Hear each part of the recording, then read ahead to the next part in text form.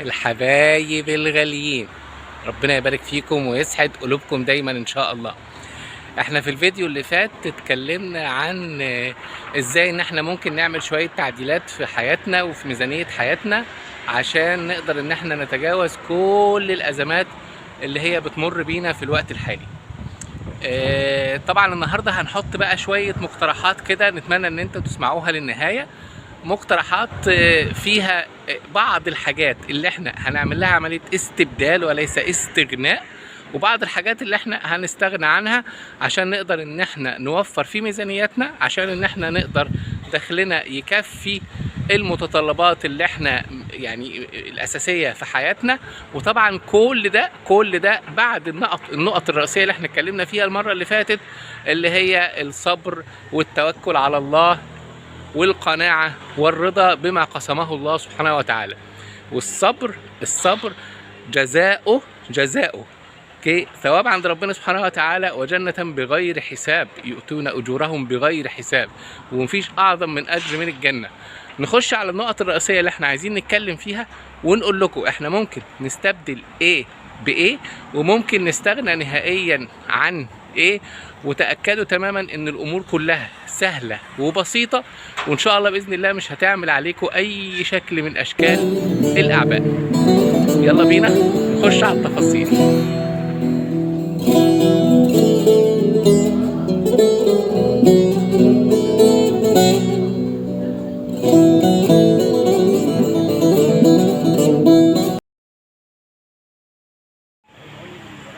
اول حاجة نحب ان احنا نتكلم عنها وننصح بعض بيها هي التدخين. الاستغناء عن التدخين هيعمل حجم من الفوائد ومجموعة من الفوائد للمدخن بشكل، او اللي ان شاء الله باذن الله هيتحول من مدخن الى غير مدخن، هيعمل له فوائد كبيرة جدا.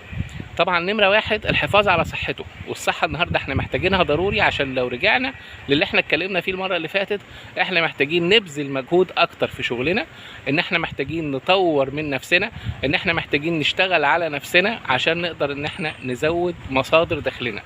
فاحنا نمرة واحد احنا وفرنا صحتنا. نمرة اتنين وببساطة شديدة جدا، ان احنا لو حسبنا حسبة كده صغيرة، قلنا ان علبة السجاير مثلا ب 30 جنيه، وانت كمدخن فانت بتستهلك علبة في اليوم، فاذا انت محتاج 900 جنيه في الشهر. هل ده رقم قليل؟ رقم مش قليل خالص.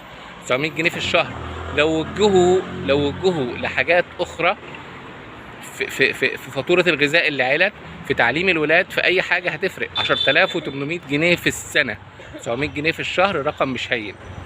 يا ريت يا ريت يا ريت ناخد بالنصيحة دي، نتوقف عن التدخين حتى لو بشكل تدريجي لحد ما نمتنع تماما، وان شاء الله باذن الله احنا المستفيدين ماديا وصحيا. نخش على اللي بعده.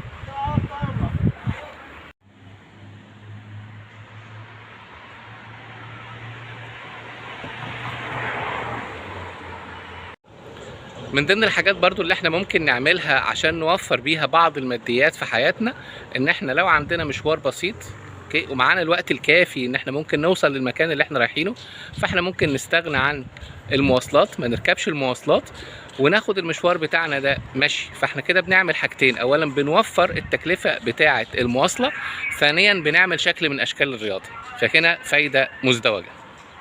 الجيم، طبعا ناس كتير جدا مهتمة بالاشتراك في الجيم، واشتراكات الجيم دلوقتي شهريا، او حتى الاشتراكات اللي تبقى ربع سنوية او نصف سنوية او سنوية بتستنفذ قيمة كبيرة جدا من الفلوس. الجيم انت ممكن ببساطة شديدة جدا تتمرن في البيت، ممكن بادوات بسيطة جدا تجيب ادوات في البيت وتتمرن بيها، وهتحقق برضو نتائج طيبة جدا. يعني تبقى ابطأ حبة، بس في النهاية ان شاء الله هتحقق نتائج، وهتوفر قيمة مش قليلة من قيمة اشتراك الجيم من دخلك الشهري.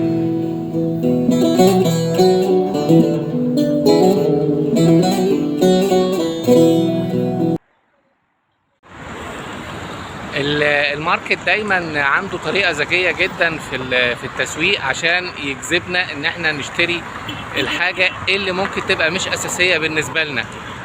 ان هو طريقة عرض المنتجات داخل المكان وخارج المكان برضو دي نقطة. النقطة التانية العروض اللي بيعملها، وبتبقى من ضمنها حاجات كتير ممكن ما تبقاش ان هي اساسية في حياتنا او ذات اهمية، فاحنا نتغلب على الموضوع ده بذكاء اكتر من السوبر ماركت. اهم حاجة واهم نقطة في الموضوع ان احنا ما نكررش زيارات كتير للسوبر ماركت خلال الشهر. يا ريت ان احنا نحاول ان احنا نلبي احتياجاتنا الشهرية مرة او مرتين بالكتير قوي خلال الشهر. تكرار الزيارة بيخلينا غصب عننا نروح لحاجات ممكن ما تبقاش احنا محتاجينها.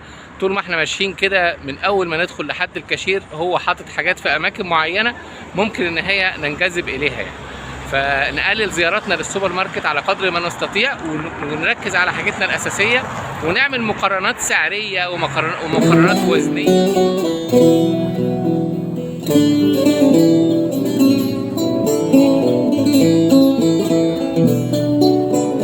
الحاجة التانية اللي عايزين نتكلم فيها ان احنا هنلغي الاشتراكات بتاعت كل حاجة ملهاش اي لازمة.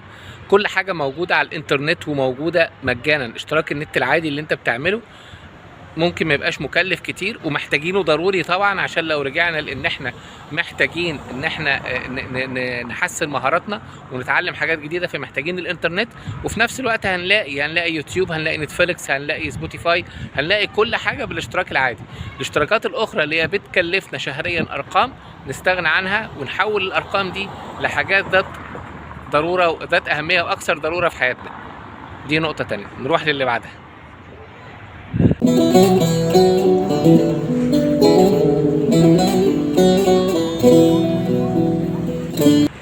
هنشرب القهوة في البيت، ما عادش هنشرب القهوة بره.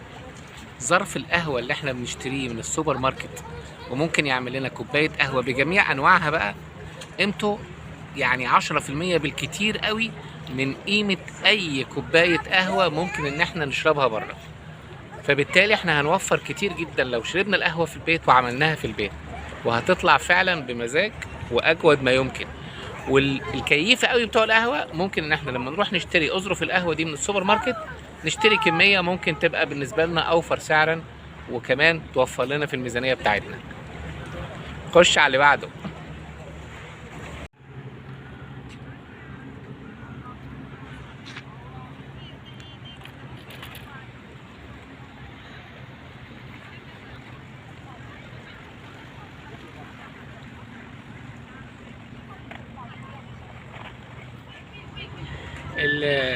النقطتين الاخر او المقترحين الاخيرين اللي احنا ممكن نطرحهم في الافكار اللي احنا بنتكلم فيها، اللي هنعتبرهم ان هما مرتبطين ببعض نوعا ما يعني.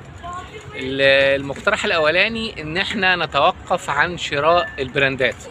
البراندات بتكلفنا كتير جدا وبتستقطع جزء كبير جدا من ميزانيتنا، وفي الاخر خالص لازم نفهم ان وجود الليبل بتاع البراند على الحاجة اللي احنا مستخدمينها لابسينها بصرف النظر عن هي ايه، هو ده اللي بيعلي او بيديلها زيادة كبيرة جدا في سعرها.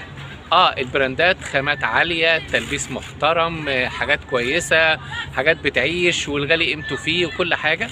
بس في الوقت الحالي وفي الظروف اللي احنا فيها سهل قوي ان احنا نستغنى عن البراندات ونستبدلها بحاجات. في حاجات كتير جدا موجودة ممكن تكون ان هي يعني نوعا ما اقل في الجودة شوية، بس اقل بكتير جدا في السعر.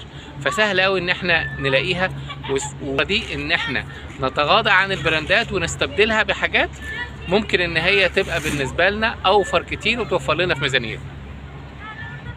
الحاجة اللي مرتبطة بالبراندات نوعا ما وانفاقنا عامة وبتخلينا عندنا اغراء شديد ان احنا نصرف وننفق هي الكريدت كارت. الكريدت كارت وجوده في جيوبنا وفي محافظنا وفي قدرتنا الشرائية بيخلينا عندنا رغبة شديدة جدا في الشراء، على اعتبار ان دي اموال سيتم سدادها بعدين. طيب ما هو بعدين ده هو نفس الدخل اللي هيخش لنا، يزيد قليلا يقل قليلا، هو ومضطرين ان احنا نواجه بيه اعباء الحياة اللي بتزيد. فيا ريت يا ريت يا ريت ان النصيحة الاخيرة اللي احنا عايزين نتناصح بعض بيها ان احنا على قدر المستطاع نوقف استخدام الكريدت كارد، او نوقف او نقلل استخدام الكريدت كارد جدا جدا جدا، لانه فعلا بيمثل لينا باب كبير جدا للمساعدة في الانفاق، وفي نفس الوقت بيمثل لينا عبء بعد كده كبير قوي في سداده. وطبعا التأخير في سداده بيسبب عليه زيادة في القيمة اللي احنا ندفعها، وده امر غير مقبول تماما ان هو ممكن يحصل مننا او من اي حد. فلو سمحتوا على قدر المستطاع خلينا بالبلدي كده على قد لحافك، مد رجليك، ونقلل بشدة من استخدام الكريدت كارد او نوقفه خالص ونتعامل وفقا للي موجود في حساباتنا واللي موجود في جيوبنا. ربنا يبارك فيكم.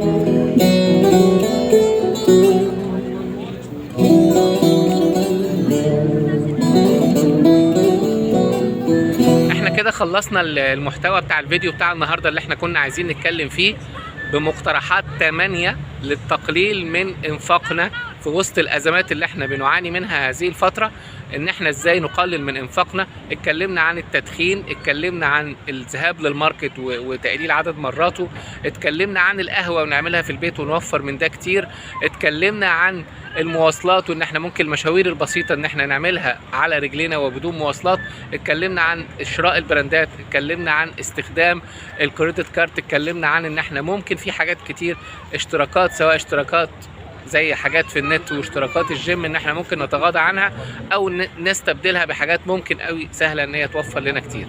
اتمنى المحتوى يكون عجبكم، واتمنى ان شاء الله باذن الله ان انا اشوف تعليقاتكم بالمقترحات الزياده. يعني زي ما احنا بنحاول نفكر ان احنا نفيد بعض، فاحنا محتاجين برضو افادتكم لينا وافادتكم لكل الناس اللي هتتفرج على المحتوى ده.